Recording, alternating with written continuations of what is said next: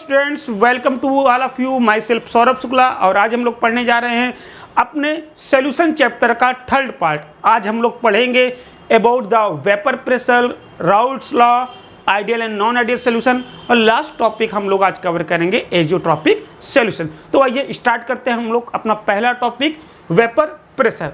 ठीक, vapour pressure क्या होता है इसके बारे में हम लोग को आज अच्छे से समझना है। तो सबसे पहले आप लोग ये देखिए कि वेपोराइजेशन क्या होता है और इवेपोराइजेशन क्या होता है।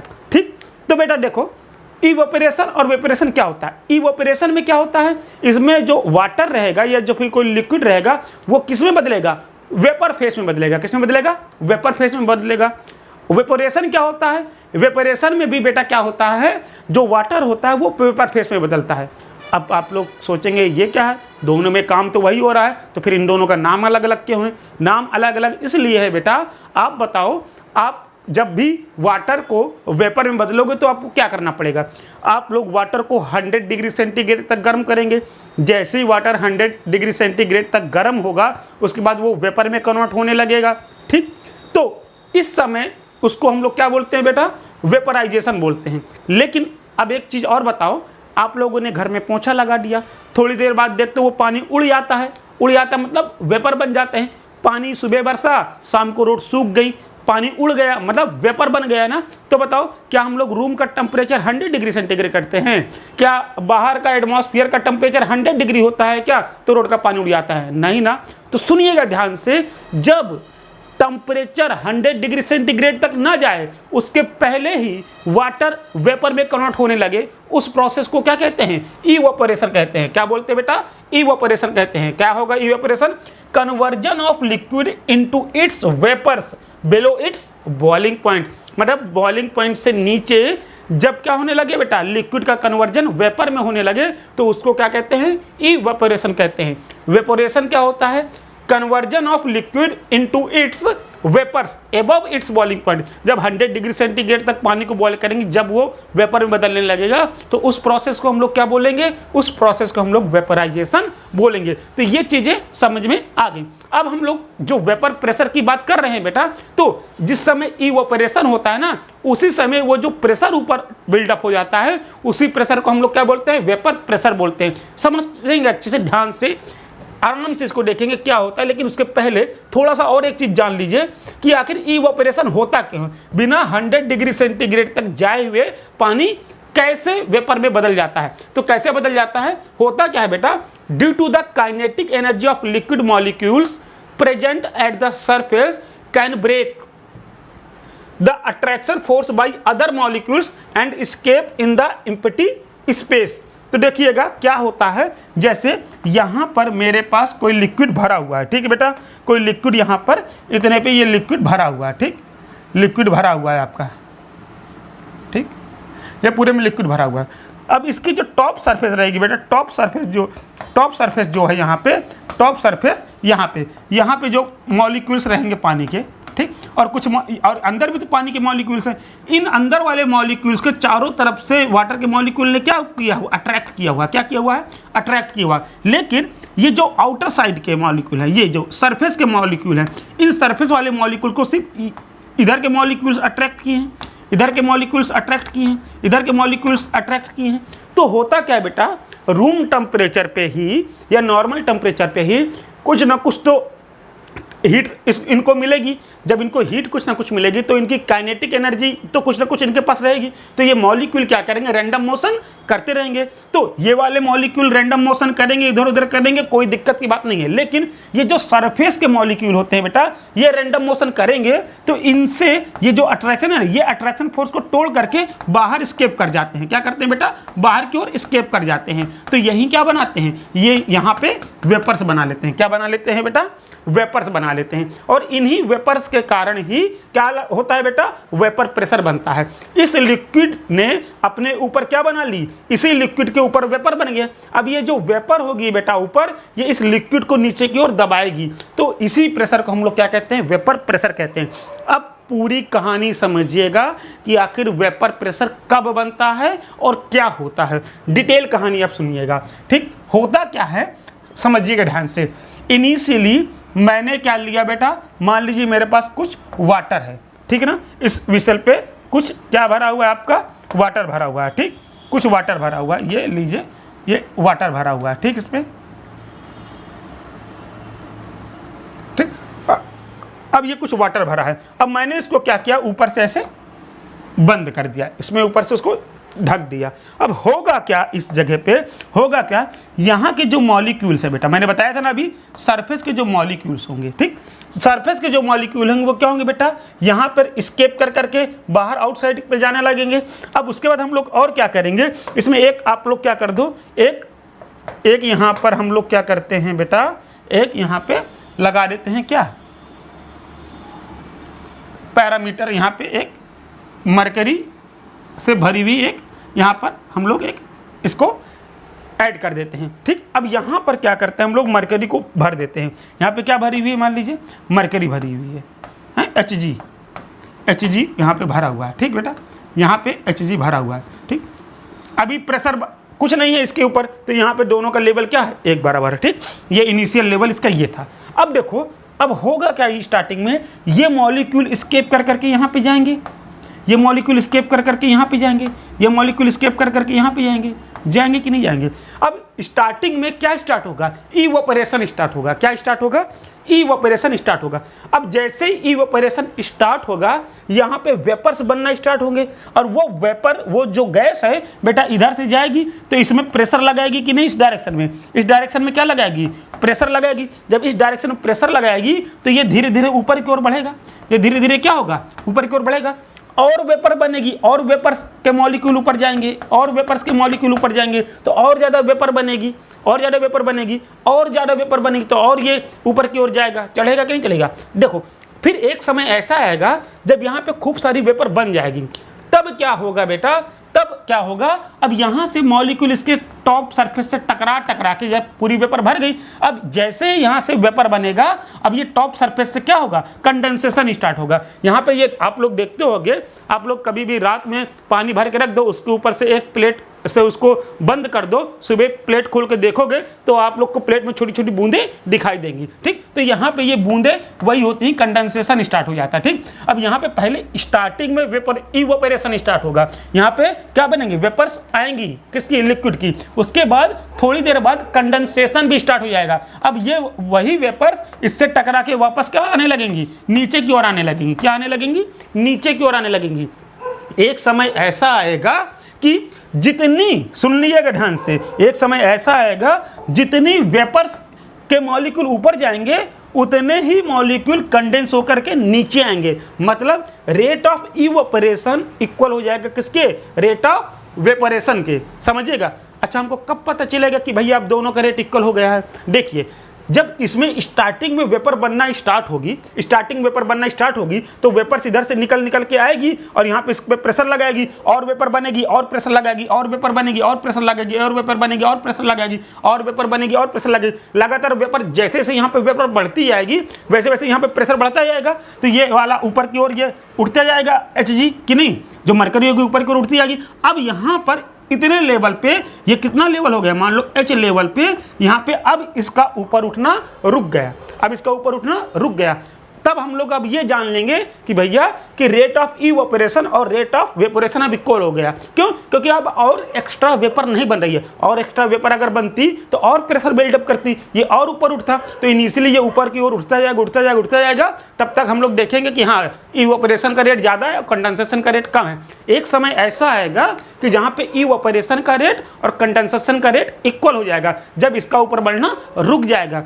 इस स्टेज को हम लोग क्या बोलेंगे, इक्विलिब्रियम स्टेज बोलेंगे। क्या बोलेंगे इस स्टेज को, इक्विलिब्रियम स्टेज बोलेंगे। अब इस इक्विलिब्रियम स्टेज में, इस इक्विलिब्रियम स्टेज में क्या होगा बच्चों, इस इक्विलिब्रियम स्टेट में यहाँ पे अब जो भी वेपर रहेगी, यहाँ पे अब जो भी वेपर रहेगी वो वेपर क्या करेगी, यहाँ पे अब जो भी वेपर रहेगी वो वेपर क्या करेगी, वो वेपर बेटा करेगी, वो वेपर अब नीचे की ओर, कहाँ पे बेटा, नीचे की ओर, इस सरफेस पे, इस वाटर की सरफेस पे नीचे की ओर क्या लगाएगी, प्रेशर बिल्डअप करेगी, नीचे की ओर क्या करेगी, प्रेशर बिल्डअप करेगी। That pressure is called the vapour pressure of that liquid, इसी लिक्विड की वेपर ऊपर बनी है और यही वेपर अब इसी लिक्विड के ऊपर क्या कर रही है, प्रेशर अप्लाई कर रही है। तो ये प्रेशर क्या कहलाता है, vapour pressure of that liquid. और इसको मेजरमेंट भी कर सकते हैं। ये H हमको पता चल गया तो हम लोग निकाल सकते हैं कि H हाइट ऑफ मरकरी, या फिर यहाँ पर अपन लोग क्या कर सकते हैं, एक गेज भी लगा देंगे।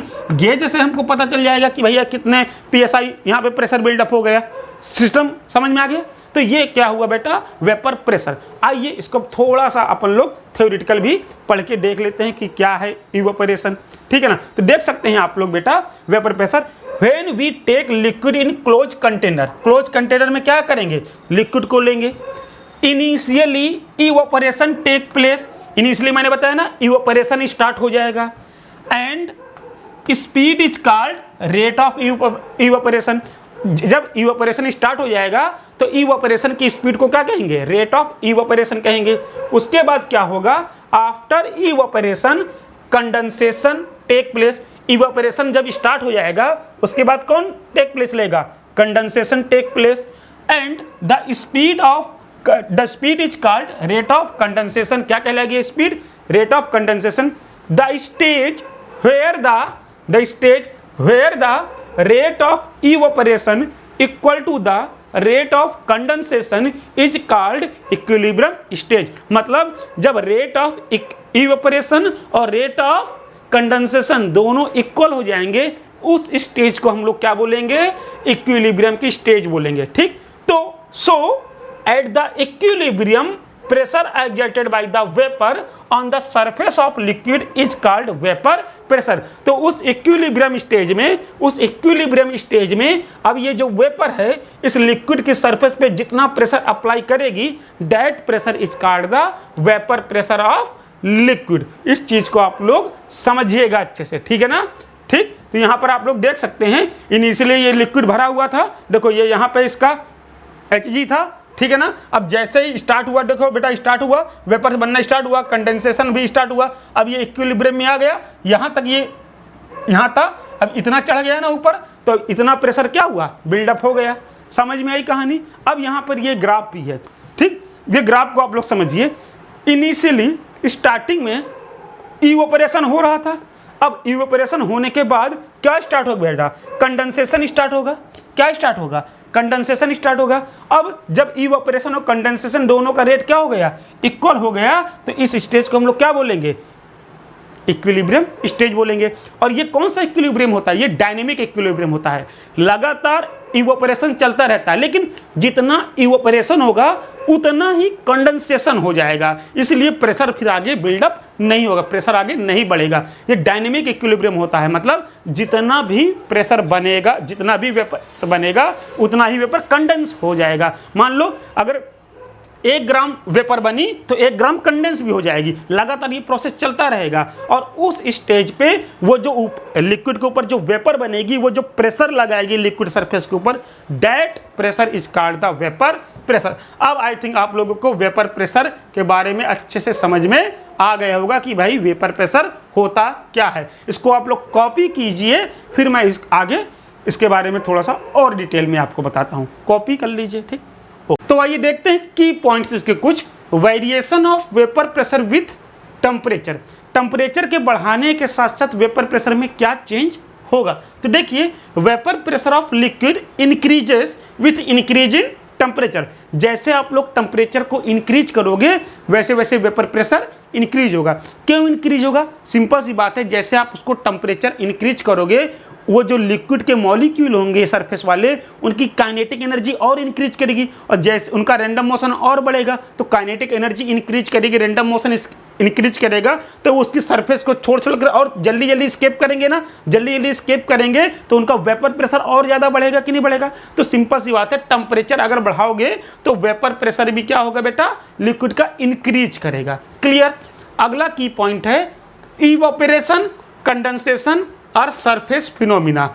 इसका मतलब क्या है, इसका मतलब ये है बेटा, आप 1 गिलास पानी 1 गिलास में भर के रख दो और वही 1 गिलास पानी आप लोग क्या कर दो, ज़मीन में गिरा दो। आप लोग देखोगे कि जो 1 दिन बाद देखोगे तो ज़मीन में गिरा हुआ पानी तो सूख गया, लेकिन गिलास में भरा हुआ पानी जो कहते हो भरा हुआ रखा है। समझ में आया, थोड़ी बहुत भले कम हुआ होगा। तो ये जो इवापोरेशन होता है बेटा वो सरफेस फिनोमिना होता है, या कंडेंसेशन भी क्या होता है, सरफेस फिनोमिना होता है। जितनी ज़्यादा सरफेस एरिया रहेगा उतना ज़्यादा इवापोरेशन रहेगा, समझे। जितनी कम सरफेस एरिया रहेगी उतना ही कम इवापोरेशन रहेगा। ये भी समझ में आ गया। Okay, it means surface area increase the evaporation and condensation is also increase. ठीक, ओके, कॉपी करिए इसको भी। नेक्स्ट देखते हैं फैक्टर अफेक्टिंग वेपर प्रेशर। कौन कौन से फैक्टर इफेक्ट करते हैं वेपर प्रेशर को। तो एक टेम्परेचर वाला फैक्टर तो पढ़ लिया हम लोगों ने, देख लिया कि टेम्परेचर बढ़ाओगे तो वेपर प्रेशर भी क्या करेगा, इंक्रीज करेगा। दूसरा जो सबसे बड़ा फैक्टर है नेचर ऑफ लिक्विड। लिक्विड का नेचर किस प्रकार का है, लिक्विड का नेचर किस प्रकार का है, उस नेचर के ऊपर भी डिपेंड करेगा वेपर प्रेशर। तो देखिए बेटा, लिक्विड दो नेचर के होते हैं, एक नॉन वोलेटाइल होता है, एक वोलेटाइल होता है, ठीक है ना। ये लिक्विड न कह करके हम लोग सब्सटेंस बोल सकते हैं, ठीक है ना। इस दुनिया में दो टाइप के सब्सटेंस मिलते हैं हमको, ठीक है ना। एक सब्सटेंस कौन होते हैं, नॉन वोलेटाइल, और एक सब्सटेंस कौन होते हैं बेटा, वोलेटाइल होते हैं, ठीक है ना। जैसे मैं बात करूं किसकी, सॉलिड सब्सटेंस की। जो सॉलिड सब्सटेंस होते हैं वो लगभग क्या होते हैं, नॉन वोलेटाइल होते हैं। नॉन वोलेटाइल का मतलब समझो जिनकी वेपर न बन पाए, जैसे शक्कर है, जैसे नमक है, जैसे लकड़ी है, पत्थर है, ये सब के सब क्या होते हैं, ये नॉन वोलेटाइल है। नॉन वोलेटाइल मतलब जिनकी वेपर ना बन सके उनको क्या बोलेंगे, नॉन वोलेटाइल बोलेंगे, ठीक है ना। तो यहाँ पर और लेकिन जो लिक्विड होते हैं सारे के सारे लिक्विड क्या होते हैं बेटा, वोलेटाइल होते हैं। क्या होते हैं, वोलेटाइल होते हैं। तो यहाँ पर हम यहाँ पर लिक्विड ना लिख करके क्या लिख सकते हैं, सब्सटेंस आर टू टाइप लिख सकते हैं, ठीक है ना। सब्सटेंस आर टू टाइप, एक नॉन वोलेटाइल होता है, एक वोलेटाइल होता है। तो जो नॉन वोलेटाइल सब्सटेंस होगा नो वेपर प्रेशर, उनमें वेपर प्रेशर बनेगा ही नहीं। हालांकि बनता है लेकिन बहुत निग्लिजिबल अमाउंट में बनता है। सॉलिड चीज़ों में बहुत निग्लिजिबल अमाउंट में वेपर प्रेशर बनता है, उसको हम लोग काउंट नहीं करते। तो नॉन वोलेटाइल जो भी सब्सटेंस होंगे उनमें वेपर प्रेशर बनेगा ही नहीं। लेकिन जितनी भी लिक्विड स्टेज में चीज़ें रहेंगी, ठीक है ना, लिक्विड स्टेज में चीज़ें रहेंगी वो वोलेटाइल होती हैं। वो क्या होती हैं, वोलेटाइल होती है, मतलब वो वेपर में कन्वर्ट हो जाती हैं। मतलब जो भी चीज़ वेपर में बदल सकती हो उस चीज़ को हम लोग क्या बोलेंगे, वोलेटाइल बोलेंगे। क्या बोलेंगे, वोलेटाइल बोलेंगे। तो देखो अब ये वोलेटाइल में दो प्रकार के लिक्विड होते हैं, एक लेस वोलेटाइल होते हैं, एक मोर वोलेटाइल होते हैं। अब बताओ लेस वोलेटाइल कौन होंगे और मोर वोलेटाइल कौन होंगे, इनके बारे में भी समझिएगा। और कैसे डिपेंड करेगा वेपर प्रेशर लेस वोलेटाइल और मोर वोलेटाइल में। अब देखिए जो लेस वोलेटाइल होंगे, लेस वोलेटाइल का मतलब जिनमें कम वेपर बने। लेस वोलेटाइल का मतलब क्या होगा, जिसमें कम वेपर बने। कम वेपर कब बनेगी आप बताओ, जब मॉलिक्यूल और मॉलिक्यूल के बीच में अट्रैक्शन फोर्स ज़्यादा रहेगा। अट्रैक्शन फोर्स ज़्यादा रहेगा, जब अट्रैक्शन फोर्स ज़्यादा रहेगा मतलब वो लिक्विड के मॉलिक्यूल उसको तेज़ी से पकड़े हैं तो उनसे छोड़ा कर वहाँ से उनको उनसे जान छुड़ा कर वो निकल स्केप तो नहीं कर पाएगा ना, बाहर तो नहीं निकल पाएगा ना, तेज़ी से पकड़े हैं, होल्ड किए हैं तेज़ी से। तो मतलब जिनके मॉलिक्यूल के बीच में फोर्स ऑफ अट्रैक्शन ज़्यादा होगा वो क्या होंगे, वो लेस वोलेटाइल होंगे। वो क्या होंगे, लेस वोलेटाइल, मतलब वो वेपर में जल्दी कन्वर्ट नहीं होंगे। तो अगर ज़्यादा वेपर नहीं बनेगी तो वेपर प्रेशर क्या हो जाएगा, लो हो जाएगा। भाई जब ज़्यादा वेपर ही नहीं बन पा रही तो वेपर प्रेशर कहाँ से ज़्यादा होगा, कम वेपर बनेगी तो वेपर प्रेशर भी कम होगा। मोर वोलेटाइल, मोर मतलब ज़्यादा से ज़्यादा वेपर बने। ज़्यादा से ज़्यादा वेपर कब बनेगी, जब मॉलिक्यूल के बीच में जो अट्रैक्शन फोर्स है वो कम होगा, वो क्या होगा, स्मॉल होगा। तो कम अट्रैक्शन फोर्स है तो जल्दी से वो स्केप कर करके निकल जाएंगे ऊपर की ओर, ठीक है, जल्दी जल्दी स्केप करके निकलेंगे, ज़्यादा से ज़्यादा वेपर बनाएंगे। ज़्यादा से ज़्यादा वेपर बनाएंगे तो वेपर प्रेशर भी ज़्यादा से ज़्यादा होगा। तो कहानी समझ में आई। लेस वोलेटाइल जो होगा उसका लो वेपर प्रेशर होगा, मोर वोलेटाइल जो होगा वो हाई वेपर प्रेशर रहेगा, ठीक। लेस वोलेटाइल में स्ट्रॉन्ग इंटरमॉलिक्यूलर अट्रैक्शन होता है और मोर वोलेटाइल में वीकर इंटरमॉलिक्यूलर अट्रैक्शन होता है। तो ये चीज़ भी आप लोग अच्छे से समझ गए कि मोर वोलेटाइल और लेस वोलेटाइल क्या होते हैं। लेस वोलेटाइल में लो वेपर प्रेशर, मोर वोलेटाइल पे मोर वेपर प्रेशर, ठीक, ओके। अब यहाँ पे कुछ और नोट है, vapour pressure is independent of amount of liquid present, ठीक। दूसरा size and shape of vessel. तीसरा है vapour pressure is not a surface phenomena. अब इसका क्या मतलब है, इसका मतलब समझिएगा कि ये लिक्विड के अमाउंट के ऊपर डिपेंड नहीं करता, ठीक।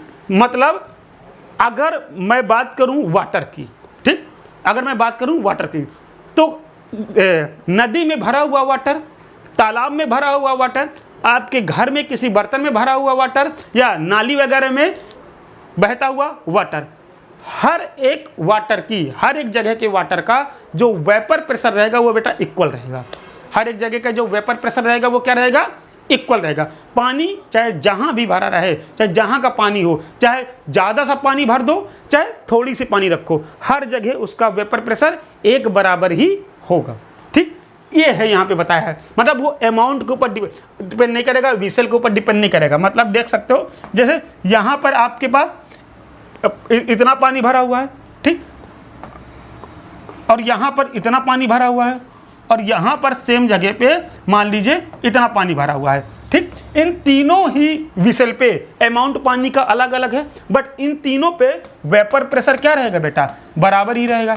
वेपर प्रेशर क्या रहेगा? बराबर ही रहेगा। क्यों? क्योंकि वेपर कौन बनाता है बेटा? वेपर तो यार सरफेस वाले बनाते हैं ना, तो सरफेस के मॉलिक्यूल तो उतने हैं ना, सरफेस के मॉलिक्यूल तो उतने ही है ना, सरफेस के मॉलिक्यूल तो उतने ही है ना। अब अंदर कितना पानी भरा है क्या मतलब? तो अमाउंट के ऊपर डिपेंड नहीं करता है। अच्छा, और एक चीज सुनो, अगर आपकी एक विसल ऐसी है, ठीक, इतना पानी भरा है, अब एक विसल ऐसी है, देखो ये, अब ये देखो, अब इतना पानी भरा है, और मान लो और कुछ बिल्कुल ऐसी पतली सी ये, अब यहाँ पे इतना पानी भरा है। अब फिर मैं बोलता हूँ इन तीनों पे भी वेपर प्रेशर बराबर होगा, इन तीनों पे भी वेपर प्रेशर क्या होगा? बराबर होगा। अब कहोगे ये क्यों?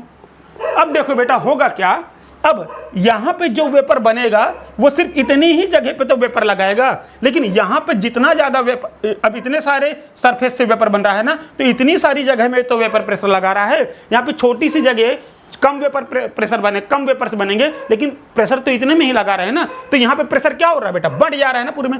ज़्यादा वेपर बनेंगे, लेकिन एवरी पॉइंट पे अगर मैं वेपर प्रेशर निकालूंगा तो इतना ही आएगा ना। यहाँ पे एवरी पॉइंट पे वेपर प्रेशर निकालूंगा तो सेम आएगा ना, यहाँ पे एवरी पॉइंट पे वेपर प्रेशर निकालूंगा सेम आएगा ना। ज़्यादा वेपर बन रहा है क्योंकि सरफेस एरिया ज़्यादा है, लेकिन पूरा का पूरा प्रेशर डिवाइड भी तो हो गया, हर जगह पूरा डिस्ट्रीब्यूट भी तो हो गया, तो पर्टिकुलर जगह पे वेपर प्रेशर तो सेम आएगा ना।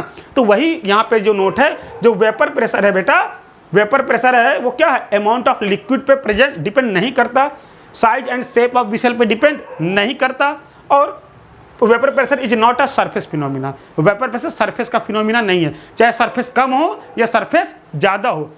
इवोपरेशन है सरफेस फिनोमिना, इवोपरेशन ज्यादा होगा अगर सरफेस बढ़ेगी, लेकिन वेपर प्रेशर बेटा ज्यादा नहीं होगा। मतलब तुम चाहे नल का पानी लो, चाहे नदी का पानी लो, चाहे तालाब का पानी लो, चाहे नाली का पानी लो, हर पानी का वेपर प्रेशर इक्वल रहेगा। समझ में आई कहानी? तो हर जगह वेपर प्रेशर इक्वल रहेगा। तो इसको भी आप लोग कॉपी कर लीजिए, factor affecting the vapour pressure. कौन कौन से फैक्टर वेपर प्रेशर को अफेक्ट दे, ओके, कॉपी करिए जल्दी से इसे। अब बात करते हैं बेटा बॉइलिंग पॉइंट की। बॉइलिंग पॉइंट क्या होता है? ठीक, आप लोग को पता होगा वाटर का बॉइलिंग पॉइंट क्या है? 100 डिग्री सेंटीग्रेड है। 100 डिग्री सेंटीग्रेड में वाटर बॉयल होने लगता है। इस तरह हर एक से लिक्विड का अलग अलग बॉइलिंग पॉइंट होता है। लेकिन अगर मैं ये कह दूं कि मैं वाटर का बॉइलिंग पॉइंट 150 डिग्री सेंटीग्रेड कर सकता हूं, या वाटर का बॉइलिंग पॉइंट मैं 100 डिग्री से कम कर सकता हूं, मतलब क्या मेरे पास ऐसे चीज़ें हैं कि मैं उसका बॉइलिंग पॉइंट चेंज कर दूं? तो देखो बेटा, ये जो बॉइलिंग पॉइंट होता है ना, ये फिक्स वैल्यू नहीं होती, ये डिपेंड करती है कि उस वाटर पे, जो वाटर आपका बॉयल हो रहा है, उस वाटर में ऊपर से प्रेशर कितना अप्लाई हो रहा है, ऊपर से वेपर प्रेशर कितना अप्लाई हो रहा है, उस प्रेशर के ऊपर डिपेंड करेगा उसका बॉइलिंग पॉइंट। तो समझिएगा, इट इज द टेम्परेचर, ये वह टेम्परेचर है at which vapour pressure of liquid becomes equal to the external pressure, become equal to the external pressure. मतलब समझिएगा, यहाँ पे जैसे यहाँ पे मेरा कोई एक लिक्विड भरा हुआ है, ठीक भैया, यहाँ पे इस जगह पे हम लोग क्या भरा हुआ है? लिक्विड भरा हुआ है, ठीक, इस जगह पे लिक्विड भरा हुआ है, ठीक, ये पूरा लिक्विड भरा हुआ है। आप ये बताओ, एटमॉस्फेयर पे, मतलब घर पे आपने ये वाटर को रख दिया, अब इस वाटर के ऊपर ऊपर से एटमॉस्फेयर प्रेशर लगाएगा ना, एटमॉस्फेयर कितना प्रेशर लगाएगा? 1 atm का प्रेशर लगाएगा। कितना प्रेशर लगाएगा? 1 atm का प्रेशर लगाएगा। मतलब इस लिक्विड पे ऊपर से कितना प्रेशर लग रहा है, 1 atm लग रहा है, एटमॉस्फेरिक प्रेशर लग रहा है। अब तुम इस लिक्विड को क्या करोगे, गर्म करना स्टार्ट करोगे। क्या करना स्टार्ट करोगे, गर्म करना स्टार्ट करोगे। मैंने आपको बताया था जब इसको गर्म करना स्टार्ट करोगे तो ये खुद का वेपर प्रेशर बनाना स्टार्ट कर देगी, कुछ ना कुछ वेपर बनाएगी। और जब ये वेपर बनाएगा बेटा, जब ये क्या बनाने लगेगा, जब ये यहाँ पे वेपर बनाने लगेगा, इस जगह पे वेपर बनाने लगेगा, जब इस वेपर के कारण जो वेपर प्रेशर है, जब इस वेपर के कारण जो वेपर प्रेशर है वो कितना हो जाएगा, 1 atm हो जाएगा। वो कितना हो जाएगा, 1 atm हो जाएगा। मतलब इस लिक्विड का वेपर प्रेशर एक्सटर्नल प्रेशर के बराबर हो जाएगा। उस समय ये बॉयल करना स्टार्ट कर देगा। तो देखो इसको मैं गर्म किया तो इसने कुछ वेपर बनाए, और टेम्परेचर बढ़ाया और वेपर बढ़े, और टेम्परेचर बढ़ाया और वेपर बने। और जैसे ही टेम्परेचर कितना हुआ बेटा, 100 डिग्री सेंटीग्रेड हुआ, यहाँ पे जो वेपर बने उन वेपर्स के कारण जो वेपर प्रेशर था वो कितना हो गया, 1 atm हो गया। मतलब एक्सटर्नल से जो प्रेशर लग रहा था 1 atm उसके बराबर हो गया। तो इस पर्टिकुलर टेम्परेचर को हम लोग क्या बोलेंगे, इसका बॉइलिंग पॉइंट बोलेंगे। अच्छा ठीक है, ठीक, कोई बात नहीं। अब यहाँ पे तो ये चीज़ हो गई, लेकिन अगर मैंने क्या किया, अब ये लिक्विड मेरा भरा हुआ है, ठीक, अब यहाँ पे वही लिक्विड उसी तरह पूरा लिक्विड भरा हुआ है, ठीक है। अब मैंने यहाँ पर ऊपर से क्या किए, कुछ वेट रख दिया, कुछ क्या कर दिया, वेट रख दिया। ये लो W, कुछ वेट दबा दिया इसको। और अब जब इसको दबा दिया तो 1 atm तो लग रहा था। अब देखो, अब इसने ऊपर से और ज़्यादा प्रेशर इसमें लगने लगा ना। अब कितना मान लो, अब लगने लगा 5 atm का ऊपर से एक्सटर्नल प्रेशर लगने लगा। इस लिक्विड में ऊपर से कितना लगने लगा, 5 atm का एक्सटर्नल प्रेशर लगने लगा। अब क्या होगा, फिर से काम तो वही होगा। इसको मैंने क्या किया, इसको मैंने गर्म करना स्टार्ट करूंगा। जैसे जैसे टेम्परेचर इंक्रीज करूंगा यहाँ पे वेपर्स बढ़ेंगे, टेम्परेचर इंक्रीज करूंगा वेपर्स बढ़ेंगे। अब बताओ, पहले तो इसको सिर्फ 1 atm का प्रेशर बनाना था, वेपर प्रेशर बनाना था। अब इसको क्या करना है, 5 atm का वेपर बनाना है ना। अब कितना करना है इसको क्या करना है, 5 atm का वेपर प्रेशर बनाना ना। तो 5 atm का वेपर प्रेशर बनाने के लिए इसको ज़्यादा वेपर की जरूरत पड़ेगी। तो इसको और ज़्यादा टेम्परेचर देते रहेंगे ना, और ज़्यादा इसको क्या करते रहेंगे बेटा, और ज़्यादा इसको टेम्परेचर देते रहेंगे, और ज़्यादा इसको टेम्परेचर देते रहेंगे तो और वेपर्स बनती रहेंगी, और वेपर बनती रहेंगी, और वेपर बनती रहेंगी, और वेपर बनती रहेंगी, और बढ़ेंगे। पहले 100 में बॉयल होने लगता था, अब ये कितने में बॉयल होने लगा, 150 डिग्री सेंटीग्रेड में बॉयल होने लगा। अब क्योंकि अब 5 atm के लिए इसको 150 डिग्री सेंटीग्रेड तक गर्म करना पड़ा, तब जाके इसने भैया 5 atm का वेपर प्रेशर बनाया। तब इसने क्या किया, 5 atm का वेपर प्रेशर बनाया। तो अब ये दोनों वेपर एक्सटर्नल प्रेशर और इसका वेपर प्रेशर जाके इक्वल हुए, कौन से टेम्परेचर पे, 150 डिग्री सेंटीग्रेड पे इक्वल हुए। तो अब इसका वेपर प्रेशर क्या हो गया, 150 डिग्री सेंटीग्रेड हुआ। तो बेटा वेपर प्रेशर फिक्स नहीं होता है, वेपर प्रेशर डिपेंड करता है कि एक्सटर्नल कितना प्रेशर तुम अप्लाई कर रहे हो, एक्सटर्नल तुम कितना प्रेशर अप्लाई कर रहे हो, उसके ऊपर बेटा डिपेंड करता है। कहानी समझ में आई कि नहीं आई। तो यहाँ पर हम लोग बॉइलिंग पॉइंट की डिफिनेशन को क्या कह सकते हैं, it is the temperature at which vapour pressure of liquid become equal to the external pressure. Externally उस लिक्विड में कितना प्रेशर लग रहा है, जब उस लिक्विड का वेपर प्रेशर उस एक्सटर्नल वेपर प्रेशर के बराबर हो जाएगा, जिस टेम्परेचर पे that temperature is called the boiling point, that temperature is called the boiling point. अब इसके भी कुछ की पॉइंट देख लेते हैं बेटा, ठीक। अब इसके की पॉइंट क्या है, पहले तो for a given liquid boiling point of liquid inversely proportional to the vapour pressure of liquid. मतलब सुनिएगा, अगर वेपर प्रेशर ज़्यादा है अगर किसी का वेपर प्रेशर ज़्यादा बन रहा है, वेपर प्रेशर किसका ज़्यादा बनता है, जो लेस वोलेटाइल होते हैं, जो क्या होते हैं, लेस वोलेटाइल होते हैं, तो उनका बॉइलिंग पॉइंट क्या होगा, कम होगा। अरे भैया कम मतलब थोड़ी सी ही टेम्परेचर उसको दोगे तो वो ज़्यादा से ज़्यादा वेपर नहीं बनाने लग जाएगा, थोड़ी सी ही टेम्परेचर में वो क्या करने लगेगा जाएगा, ज़्यादा से ज़्यादा वेपर बना लेगा, तो उसका बॉइलिंग पॉइंट ऑलरेडी कम ना हो गया।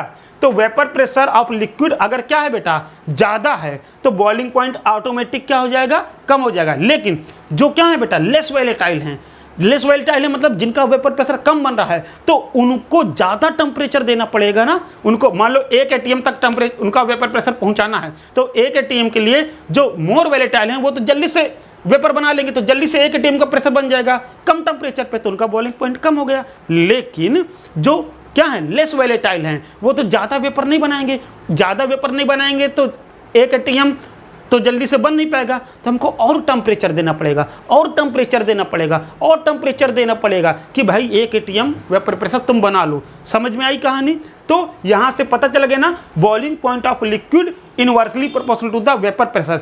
जिनका वेपर प्रेशर कम होगा उनका बॉइलिंग पॉइंट क्या होगा? ज़्यादा होगा। जिनका वेपर प्रेशर ज़्यादा होगा उनका बॉइलिंग पॉइंट कम होगा। तो देखो, लेस वोलेटाइल लिक्विड क्या होगा? High boiling point. More volatile liquid का बॉइलिंग पॉइंट लो होगा, कम बॉइलिंग पॉइंट होगा। ठीक, चलिए आगे देखते हैं। Boiling point of a liquid always increases with increase in external pressure. जैसे ऊपर से प्रेशर बढ़ाते जाओगे बॉइलिंग पॉइंट क्या करता जाएगा? इंक्रीज करता जाएगा। ठीक, अगला देखो, at boiling point kinetic energy of liquid and vapour molecules become same. समझ में आया ना? मतलब कहने का, जो लिक्विड के मॉलिक्यूल होते हैं और जो वेपर में मॉलिक्यूल होते हैं, उन दोनों मॉलिक्यूल की काइनेटिक एनर्जी क्या होती है? सेम हो जाती है। कब? बॉइलिंग पॉइंट पे, जब टेम्परेचर पहुंच जाता है। ठीक, देखो, the pure liquid has always higher vapour pressure as compare to its solution. ये बड़ी इंपॉर्टेंट बात है, ये बड़ी इंपॉर्टेंट बात है कि जो प्योर लिक्विड रहेगा बेटा, उसका जो आपका वेपर प्रेशर रहेगा वो ज़्यादा रहेगा कंपेयर टू सॉल्यूशन के। कैसे? जैसे मैं आपको बताऊं, जैसे मैंने यहाँ पर पहले क्या था, यहाँ पर मेरे पास क्या था, यहाँ पर मेरे पास पानी भरा हुआ था। क्या भरा था? पानी भरा हुआ था। ठीक, इसको बहुत आराम से समझ गया बच्चा। यहाँ पे पानी भरा है। ठीक, ये पानी भरा है। ठीक, अब जिस समय पानी भरा था, अब मैंने इसको क्या दिया बेटा? अब मैंने इसको हीट अप करना स्टार्ट किया, हीट अप करना स्टार्ट किया। तो जितनी भी मैंने हीट इसको दी, जितनी भी मैंने इसको हीट दी, वो पूरी हीट किसने एब्जॉर्ब किया? उस पूरी हीट को किसने एब्जॉर्ब किया? इस लिक्विड के मॉलिक्यूल ने एब्जॉर्ब किया। मान लो 10 जूल एनर्जी दिया, ये पूरा का पूरा 10 जूल एनर्जी कौन एब्जॉर्ब कर लिया? वाटर ने एब्जॉर्ब कर लिया। काइनेटिक एनर्जी वाटर की क्या हो गई? इंक्रीज कर गई। अब ज़्यादा स्केप करके यहाँ पे आ गए। ठीक, अब यहाँ पे कुछ ना कुछ वेपर प्रेशर बन गया। अब देखिएगा, अब मैंने क्या किया, अब मैंने इसमें कुछ मिला दिया, कुछ सैल्यूट मिला दिया। मान लीजिए कुछ नॉन वोलेटाइल सैल्यूट मिला दिया मैंने इसमें। ठीक, मान लो मैंने इसमें NaCl मिला दिया। क्या मिक्स कर दिया? NaCl। अब बताओ, यहाँ पे कुछ NaCl भी के मॉलिक्यूल अब आ गए। हाँ, आ गए। अब इस सरफेस पे भी कुछ NaCl के मॉलिक्यूल रहेंगे। ठीक, अब पहली चीज़ तो ये देखो, पहले इसकी सरफेस में सिर्फ और सिर्फ वाटर के मॉलिक्यूल थे, तो आराम से निकल जा रहे थे। अब इसकी सरफेस में ये NaCl के मॉलिक्यूल भी तो आ गए, तो कुछ जगह यहाँ की कम हो गई। अब इस सरफेस में कम मॉलिक्यूल बचे ना वाटर के, तो अब कम मॉलिक्यूल एस्केप होंगे। पहली चीज़ तो ये हो गई कि क्यों वेपर प्रेशर कम हो जाता है। ठीक, दूसरा चीज़ सुनिएगा, अब पहले मैंने इसको मानो हीट के दौरान 10 जूल एनर्जी दी थी। पूरी 10 जूल पहले किसने एब्जॉर्ब कर ली थी? पानी ने, वाटर ने, तो एस्केप कर गए। अब लेकिन मैं 10 जूल इसको दे रहा हूं, तब इसके अंदर नमक भी तो है, वो भी तो कुछ हीट एब्जॉर्ब करेगा। मान लो नमक भले 3 जूल, मान लीजिए 3 जूल बस एब्जॉर्ब किया, तो अब पानी को कितनी मिली? मैंने दिया तो 10 जूल था ना, पानी को कितनी मिली? 7 जूल ही बस मिल पाई ना। तो देखो यहाँ से अब एनर्जी भी कम एब्जॉर्ब कर पा रहा है, कम। अब पहले 10 जूल एब्जॉर्ब कर लिए थे तो ज़्यादा वेपर प्रेशर बना था, ज़्यादा वेपर बने थे। अब इसने क्या किया, अब मैं दिया तो 10 जूल हूँ, लेकिन पानी पाया कितना? सिर्फ 7 ही जूल तो पाया। 3 जूल किसने ले लिया? नमक ने ले लिया। तो कम वेपर बनेंगे कि नहीं बनेंगे? तो 2 प्रॉब्लम हो गई कि नहीं बन गई? इन्हीं 2 प्रॉब्लम की वजह से बेटा क्या होता है कि प्योर फॉर्म में अगर कोई लिक्विड है तब उसका वेपर प्रेशर ज़्यादा रहता है, लेकिन सॉल्यूशन फॉर्म में अगर आ गया, अब NaCl का सॉल्यूशन बन गया ना, तो सॉल्यूशन फॉर्म में आ गया, तो अब वेपर प्रेशर क्या हो गया? कम हो गया। यही चीज़ लिखी है, समझ में आया ना? The pure liquid has always higher vapour pressure as compare to its solution. इस चीज़ को आप लोग दिमाग में रख लीजिएगा। और जैसे देखिए आगे मैं बात बताता हूँ, एल्कोहल, एसीटोन एंड H2O। अब देखो, एल्कोहल का बॉइलिंग पॉइंट क्या होता है? 60 to 70 degree centigrade. Acetone 37 degree centigrade. H2O 100 degree centigrade. अब बताओ सबसे कम किसका? एसीटोन का। क्यों सबसे कम है? क्योंकि एसीटोन के मॉलिक्यूल के बीच में जो अट्रैक्शन फोर्स होता है बेटा, वो बहुत लो होता है, बहुत लो अट्रैक्शन होता है, आराम से वेपर बन जाते हैं। एल्कोहल का भी बहुत लो होता है, आराम से एल्कोहल भी क्या होता है? एस्केप कर जाता है। तुम लोग एल्कोहल को खुले में रख दोगे तो उड़ जाता है। ठीक, तो बताओ इन सब में से वेपर प्रेशर सबसे कम, सबसे ज़्यादा वेपर प्रेशर किसका होगा? भाई सबसे ज़्यादा वेपर प्रेशर किसका होगा? समझो ध्यान से। अपने को क्या निकालना है? अपने को निकालना है, देखो एसीटोन का क्या है? बॉइलिंग पॉइंट कम है। बॉइलिंग पॉइंट कम है, इसका मतलब क्या होगा? इसका मतलब क्या होगा? इसका वेपर प्रेशर ज़्यादा होगा। इसका वेपर प्रेशर ज़्यादा होगा, एल्कोहल का वेपर प्रेशर कम होगा, H2O का वेपर प्रेशर और कम है। मैं ये डिक्रीजिंग ऑर्डर पे लिखा है। सबसे ज़्यादा वेपर प्रेशर एसीटोन का, क्योंकि 37 में ही ये बॉयल हो गया। उसके बाद एल्कोहल का। अब सबसे कम वेपर प्रेशर होता है H2O, इसलिए इसको 100 डिग्री टेम्परेचर लग जाता है बॉयल कराने के लिए। क्यों इसका ज़्यादा होता है? क्योंकि इसके मॉलिक्यूल के बीच में अट्रैक्शन फोर्स ज़्यादा होता है। क्यों? क्योंकि बेटा जो H2O होता है ना बेटा, H बॉन्डिंग करता है, पता है कि नहीं पता? देखो हाइड्रोजन बॉन्डिंग बना लेता है, ये पार्सली निगेटिव, ये पार्सली पॉजिटिव, ये पार्सली निगेटिव, ये पार्सली पॉजिटिव। समझ में आया? तो यहाँ पे देखो क्या होता है, ये ऑक्सीजन और हाइड्रोजन के बीच में क्या लगने लगता है? देखो ये partially negative, partially positive, partially positive. तो यहाँ पे क्या बनने लगता है बेटा? हाइड्रोजन बॉन्ड बनने लगता है। क्या बनने लगता है? H बॉन्ड बनता है। H बॉन्ड बनने के कारण इनके मॉलिक्यूल के बीच का अट्रैक्शन फोर्स क्या होता है? ज़्यादा होता है। जब अट्रैक्शन फोर्स ज़्यादा होता है, वेपर प्रेशर कम होता है। वेपर प्रेशर कम होता है तो बॉइलिंग पॉइंट ज़्यादा होता है। इस चीज़ को याद रखिए। समझ में आया बेटा बॉइलिंग पॉइंट क्या होता है? समझ में आई पूरी कहानी बॉइलिंग पॉइंट की? इसको कॉपी कर लीजिए, बॉइलिंग पॉइंट की पूरी कहानी। ठीक है, कोई डाउट? ठीक। अब अच्छा, आप लोग इससे रिलेटेड कुछ एग्जाम्पल्स भी, घर के एग्जाम्पल आप देख सकते हो। आप घर में अगर दाल पकाते हो, अगर बिना नमक डाले दाल को पकाओगे तो दाल को पकाने में टाइम ज़्यादा लगेगा। ठीक। अगर दाल में तुम नमक डाल दिए फिर पकाओगे तो कम टाइम में पक जाएगी। ऐसा क्यों पता है? तो देखो आप लोग समझो अब ध्यान से। जब नमक नहीं डाले थे तो सिर्फ क्या था? वेपर था। तब क्या था? पानी था। तो पानी जब था तो देखो इसका पानी जो है बेटा वो क्या होगा? कम, मान लो 10 जूल एनर्जी देने के बाद ही ये क्या हो गया? वेपर में बदलने लगा, मतलब पानी बॉयल होने लग गया। मतलब अब सुनो, जैसे ही बॉइलिंग पॉइंट आ जाता है तो उसके बाद क्या टेम्परेचर इंक्रीज होता है? क्या नहीं होता है। बॉइलिंग पॉइंट मान लीजिए 100 आ गया तो 100 बाद क्या टेम्परेचर इंक्रीज करेगा? नहीं करेगा। जब तक कि पूरा पानी वेपर में नहीं बदल जाएगा तब तक क्या होगा? जब तक कि पूरा पानी वेपर में नहीं बदल जाएगा उसका जो टेम्परेचर होगा सिर्फ 100 डिग्री सेंटीग्रेड रहेगा। 100 डिग्री सेंटीग्रेड के ऊपर टेम्परेचर नहीं जाएगा। लेकिन जैसे ही तुमने इसमें क्या कर दिया? नमक डाल दिया। अब जब नमक डाल दिया तो वेपर प्रेशर कम हो गया। अब जब वेपर प्रेशर कम हो गया तो इसका बॉइलिंग पॉइंट इंक्रीज कर गया कि नहीं कर गया? इसका बॉइलिंग पॉइंट इंक्रीज कर गया। अब ये कितने में बॉयल होगा? पहले 100 में अगर बॉयल हो रहा था तो अब मान लीजिए 120 डिग्री पे बॉयल होगा कि नहीं बॉयल होगा? तो अब ये क्या करेगा? अब यहाँ का टेम्परेचर इंक्रीज कर गया। अब ज़्यादा टेम्परेचर बढ़ा गया ना। जब ज़्यादा टेम्परेचर पर दाल रहेगी तो जल्दी पक जाएगी, कम टेम्परेचर पर दाल रहेगी तो लेट में पकेगी। इस चीज़ को भी आप थोड़ा सा दिमाग में अपने रखिएगा। ठीक। खैर जनरल एग्जाम्पल था, ज़्यादा कुछ है नहीं इसके बारे में। तो ये तो हुआ बेटा बॉइलिंग पॉइंट के बारे में। आगे पढ़ते हैं हम लोग Raoult law. It's a very important law, सबसे ज़्यादा इंपॉर्टेंट लॉ है इस चैप्टर का राउल्ट लॉ। राउल्ट ने क्या बताया उसके बारे में थोड़ा सा समझते हैं और जानते हैं। देखिए राउल्ट लॉ ने क्या बताया था। राउल्ट लॉ ने बताया था, जैसे यहाँ पे हमने क्या लिया बेटा? कोई भी 2 टाइप के सब्सटेंस ले लिए। मान लीजिए हमारे पास कोई सोल्यूशन है, इस सोल्यूशन में ए है, ठीक, ए है, ठीक, ए है, और इस सोल्यूशन में बेटा बी भी है। क्या है? बी भी है। ठीक है ना। इस सोल्यूशन में क्या है? बी। दूसरा कंपोनेंट क्या है? बी है। ये 2 कंपोनेंट से मिलके क्या बना हुआ है? आपका कोई सोल्यूशन बना है। ठीक। अब इसको अपन ने क्या किया? ऊपर से बंद कर दिया। अब बताओ बेटा, अब जो वेपर बनेगी तो दोनों वैलेटाइल है, ए और बी दोनों मान लो वैलेटाइल है, तो वो जो वेपर बनेगी तो यहां पर क्या होगा बेटा? ए का भी वेपर बनेगा, बनेगा कि नहीं बनेगा? ए का भी वेपर बनेगा और बी का भी तो वेपर बनेगा और बी का भी वेपर बनेगा। ये दोनों की वेपर बनेगी कि नहीं बनेगी? ये दोनों की वेपर बनेगी। ठीक। अब यहां पर ए और बी जब दोनों हैं, अब दोनों वैलेटाइल हैं, अब दोनों का वेपर इस जगह पे बन रहा है कि नहीं बन रहा है? तो अब जब दोनों का वेपर इस जगह पे बन रहा है तो इस पे लगने वाला जो वेपर प्रेशर होगा वो क्या होगा बेटा?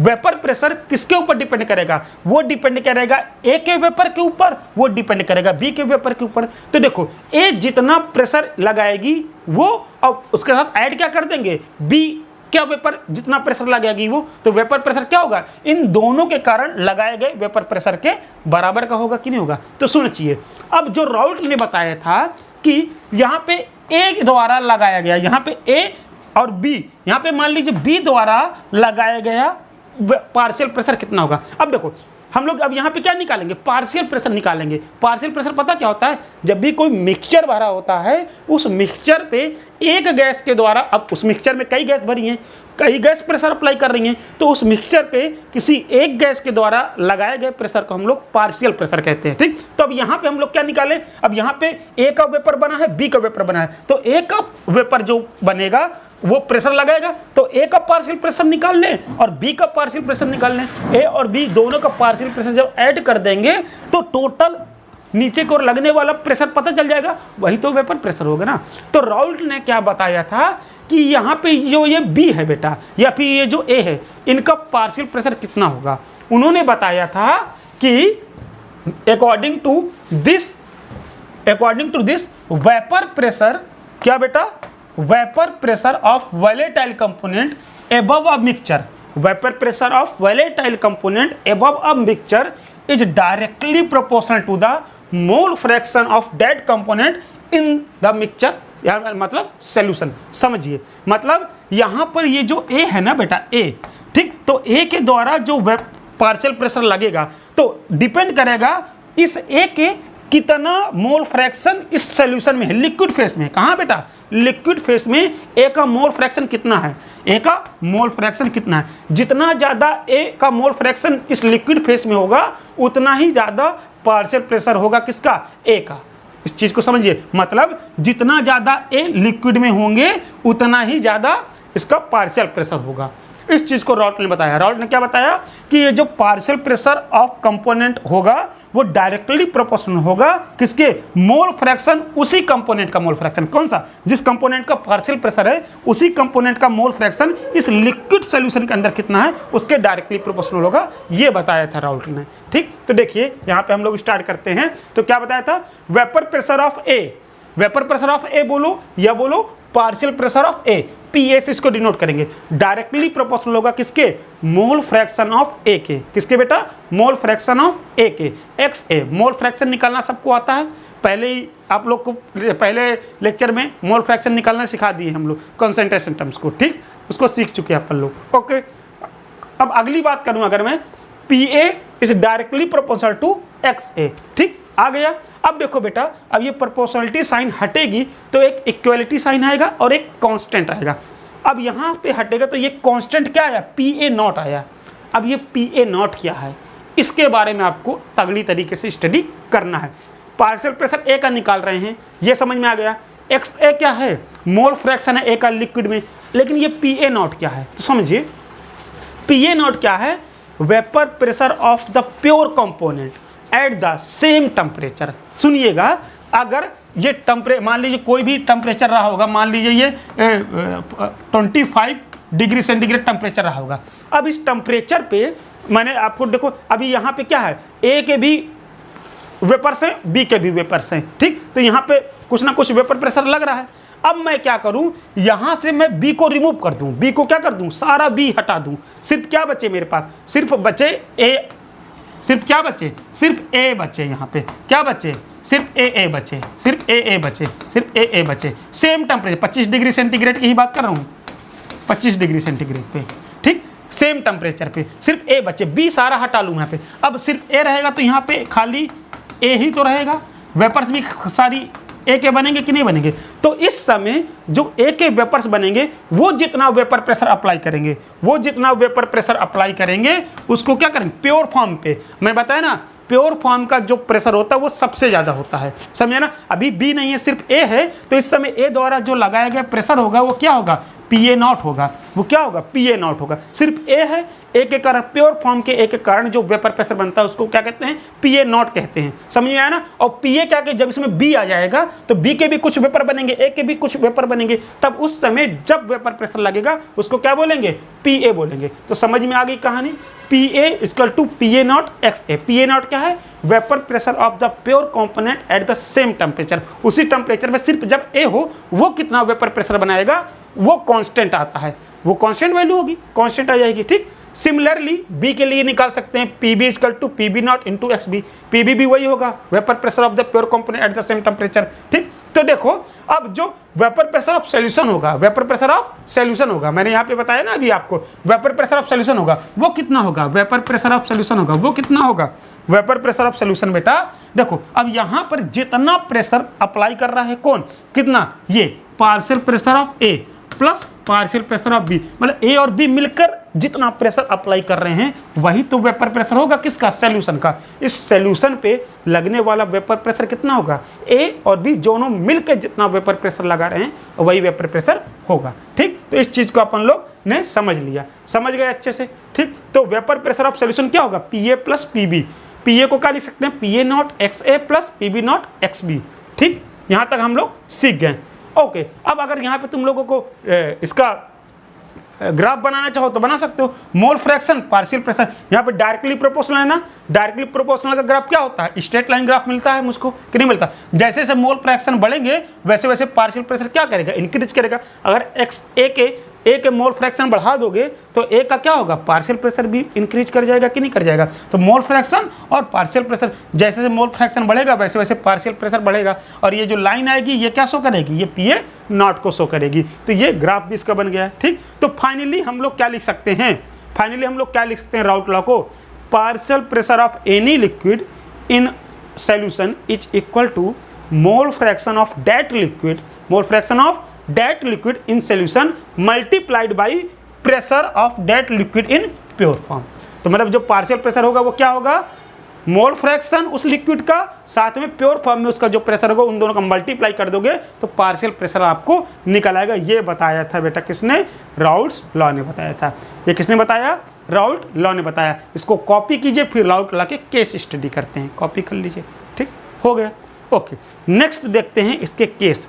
ठीक, अब इसके केस में क्या है बेटा, when both solute and solvent are liquid, मतलब दोनों वोलेटाइल हैं। यहाँ पे हम लोग मान लेते हैं, मान लो ए मोर वोलेटाइल देन बी, मतलब ए ज़्यादा वोलेटाइल है बी कम वोलेटाइल है। ठीक है, मान लेते हैं, अपने से लेट कर लेते हैं। ठीक, तो अकॉर्डिंग टू राउल्ट्स लॉ क्या होगा, अकॉर्डिंग टू राउल्ट्स लॉ होगा ये कि P A equal to P A naught और एक्स ए होगा और पी बी इजकल टू कितना होगा, पी बी नॉट और एक्स भी होगा।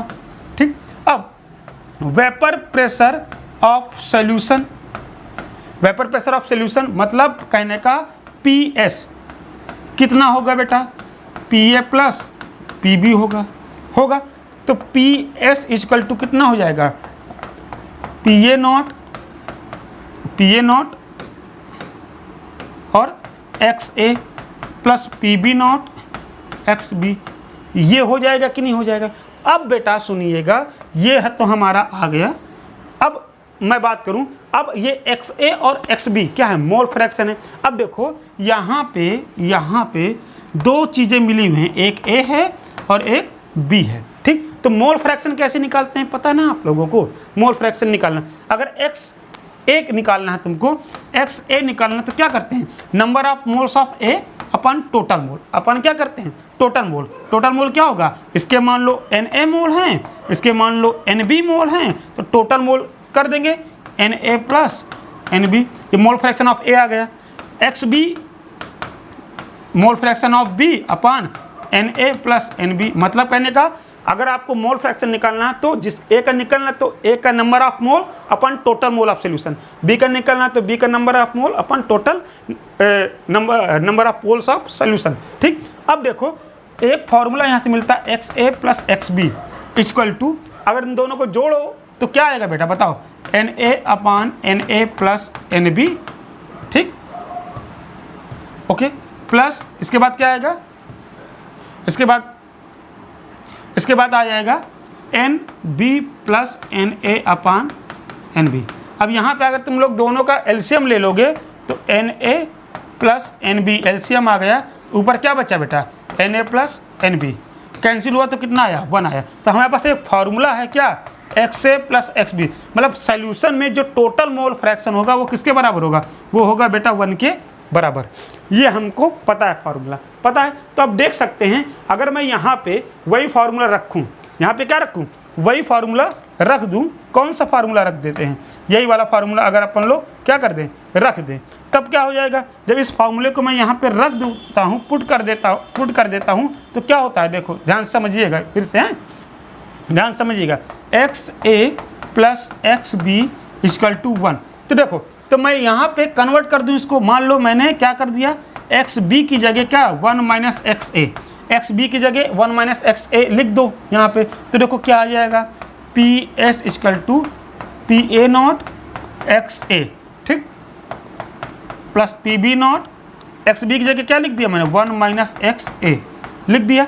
अब देखो, अब यहाँ पे P S equal to P A naught X A, यहाँ पे देखो plus P B naught minus P B naught X A. अब यहाँ पे अगर तुम लोग देखो एक्स ए दोनों से कॉमन मिल गए ना, तो देखो क्या हो जाएगा, एक्स यहाँ पे हम लोग क्या कर लेंगे, एक्स ए कॉमन ले लेंगे तो क्या आ जाएगा, देखो P A naught minus P B naught और X A plus P B naught, ये हमारे पास क्या आ गया, इसको इस प्रकार से कन्वर्ट किया जा सकता है। ठीक, आप चाहो तो यहाँ पर आप लोग क्या कर सकते हो, एक्स ए की वैल्यू निकाल के रख दोगे तो दूसरी तरह से भी सॉल्व कर सकते हो। ठीक, तो ये आपकी इक्वेशंस आ जाती हैं। ठीक, ओके, ये इक्वेशन आगे न्यूमेरिकल्स में आपको काम आएंगी। तो हम लोग सोल्यूशन देखो, पी ए नॉट और पी बी नॉट का डिफरेंस और साथ में एक्स के मोल और पी बी नॉट आपका जो आ गया क्या प्रेशर रख देंगे तो हमको सोल्यूशन का प्रेशर पता चल जाएगा।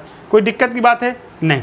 तो चलिए आगे अब इसके द्वारा बनाए गए ग्राफ को सीखते हैं। इसका जो ग्राफ होता है बेटा वो सबसे इम्पॉर्टेंट होता है, इसका ग्राफ। इसके ग्राफ को हम लोग थोड़ा सा आइडियलाइज करते हैं और थोड़ा समझने और पढ़ने की भी कोशिश करते हैं। ठीक, इनिशियली मान लो स्टार्टिंग में मैंने कोई एक सॉल्यूशन लिया, सॉल्यूशन में मैंने सिर्फ क्या किया, ए मॉलिक्यूल डाले। कौन से मॉलिक्यूल डाले, ए के मॉलिक्यूल डाले।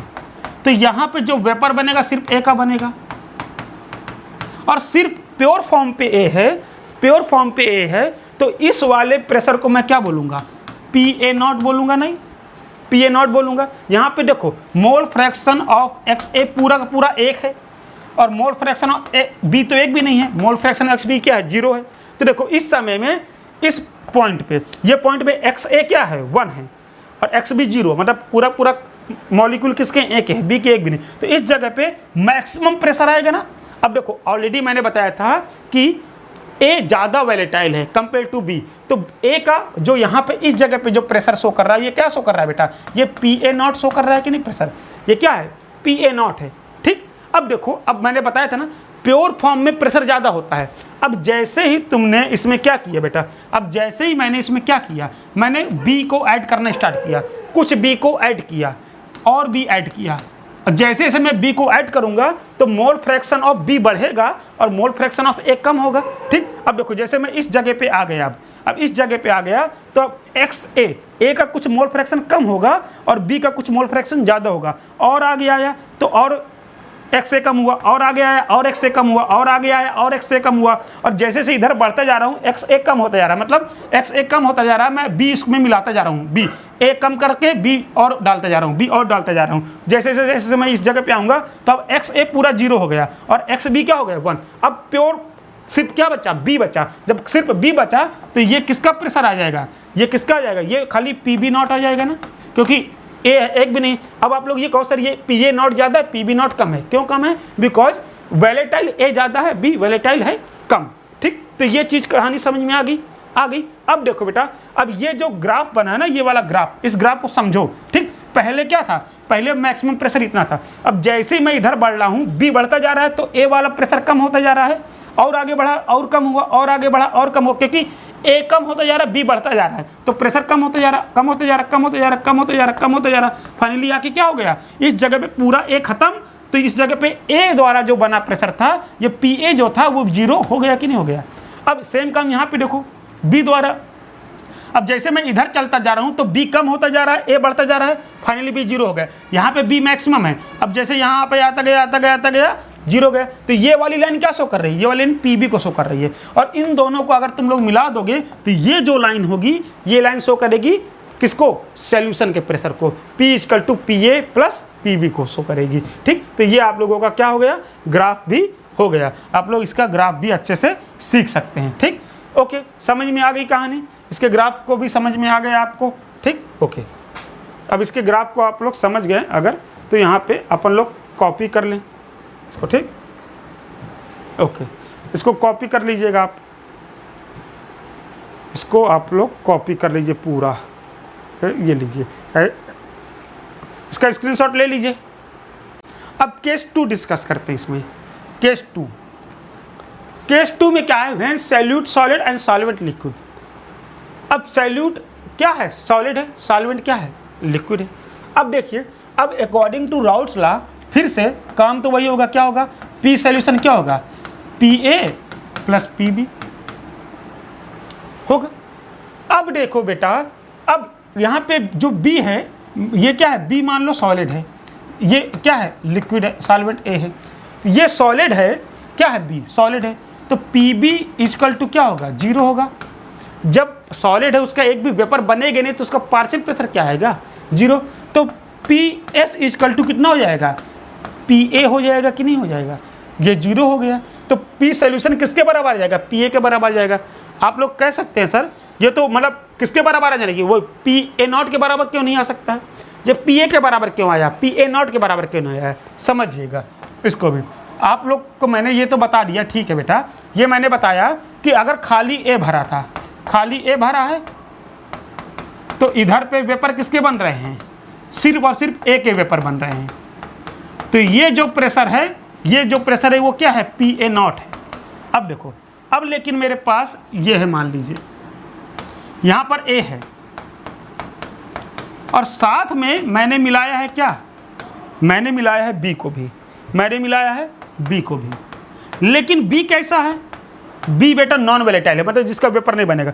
अब यहाँ पे किसका वेपर बनेगा, यहाँ पे वेपर किसका बनेगा, सिर्फ और सिर्फ A का बनेगा।